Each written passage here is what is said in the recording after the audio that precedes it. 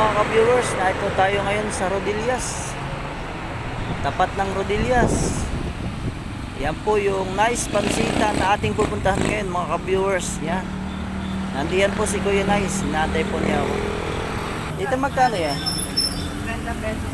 Ha? 30. Magkano isa? 30 po. 30? Ang isa? O yan mga ka-viewers, 30 isa. Langgunisang lukban po. Oh, langgunisang lukban. Ito po yung suka ni Kuya Nice pansita, no? Dami po yung paninda dito, mga ka-viewers.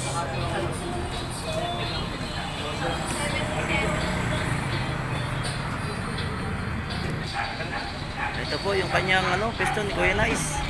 Dahil pong mga customer na kumakain.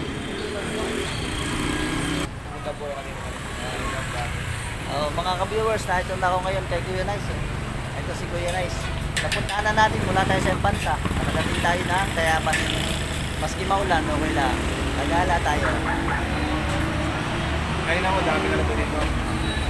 Ito po yung mga panindan ni Kuya Nice pansitan. Ito pa po yung iba. Ito po ba yung pansit niya? Ito po yung pansit niya. Sabi nga nila, yan, ang sarap. Nakadating tayo mula sa Infanta. Dinala natin si Kuya Nice, oh. Yung langgunisang lukban nila, oh.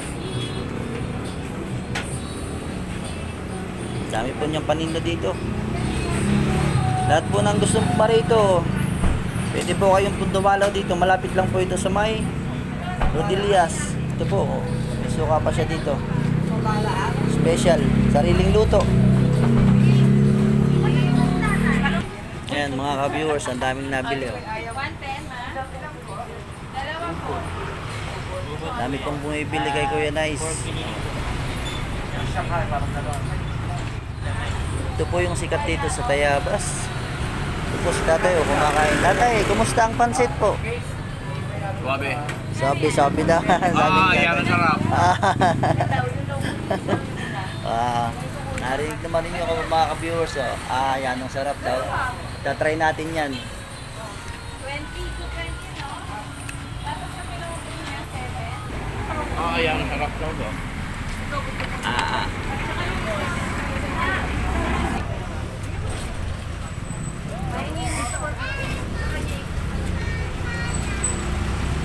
Mga ka-viewers, tingnan natin ang pansit ni Kuya Nice.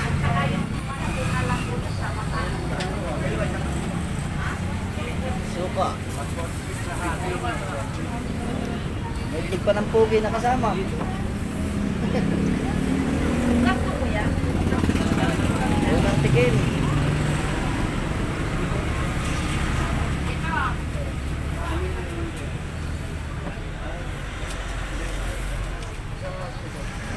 Ay, anong sarap nga. May itlog pa ng pugo. Sarap. Yan ang sarap. Ang sarap. Tapos dadagdagan natin ng suka.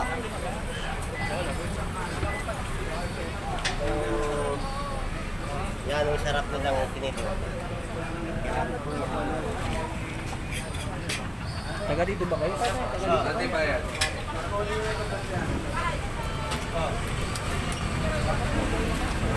Ayos nga, mga ka-viewers.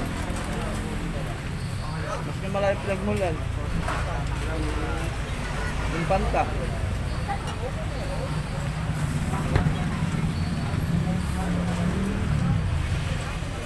Sabi niya,